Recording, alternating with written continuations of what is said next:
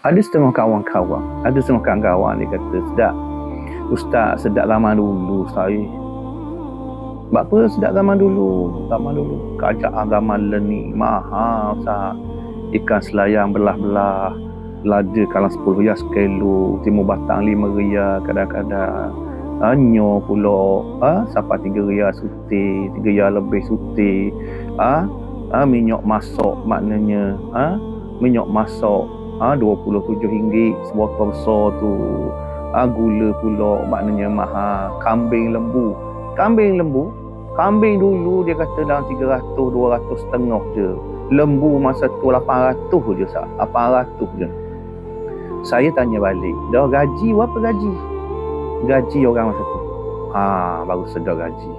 Gaji masa tu 200, 300, 400 tu tinggi dah gaji maknanya. Kalau sehari-hari tu orang upah RM1 je kadang. RM2 je upah nebah contohnya. Noreng getah boleh RM2, RM3.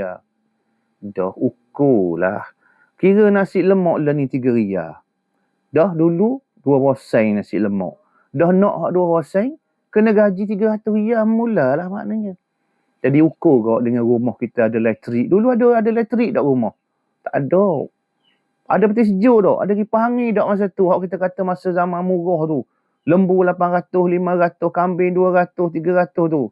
Elektrik tak ada. Peti sejuk tak ada. Kipas angin tak ada. Makna baju-baju pun celobeh baju-baju tak ada baju. Payah maknanya.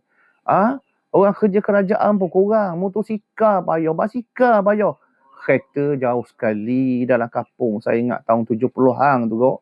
Kereta payah benar. Motosikal pun tak ada. Basikal pun orang kaya-kaya je ada. Jadi maknanya kita kena ukur belaka. Maksudnya kita kena ukur lah. Kita jangan sebut sebahagian saja. Nyo contohnya 3 riyal suti hari ni. Dah orang tanah nyo nak makan apa kalau 10 sen zaman tu 10 sen 20 sen suti nyo. Dah kalau learning orang buat nasi lemak kalau 20 sen learning sebuku. Dah tak kesian kau buat nasi lemak. Kita kadang-kadang kira kita je maknanya nak hak murah. Gaji kita 2,000, gaji kita 1,800, gaji kita 3,000, ada 4, ada 5, ada 10 maknanya. Dah, Ustaz setuju lah nasi lemak 3 riyal. Bukan masalah setuju, masalah ekonomi ni, dia ambil kira belaka lah apabila naik nasi lemak contohnya, dia naik gaji. Ataupun bila naik gaji, dia naik harga lembu, harga kambing, harga daging, harga mie ayam. Mana boleh maknanya gaji naik, harga barang turun. Dia akan naik lah. Dia ikut. Dah orang ke laut nak makan apa? Kalau 5 riyal sekilo ikan selayang.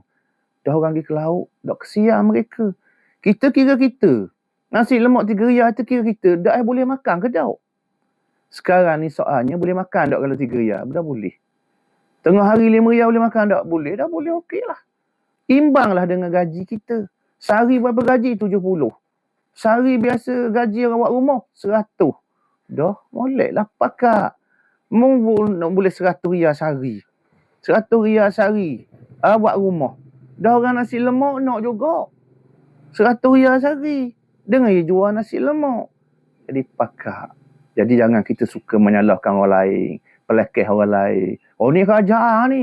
Ni kerajaan ni. Dah kalau mau jadi kerajaan. Kok mahal lagi. Baru ni 33 bulan pun minyak orang jual hari ni 24, 25, 27.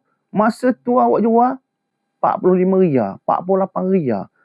Telur berapa? Telur sampai tak ada. Bukan saja mahal. 18 riyal sekapik tu. Dengan daging mahal. Dengan barang-barang sayur mahal. Maknanya jangan pelekeh. Kita pakak.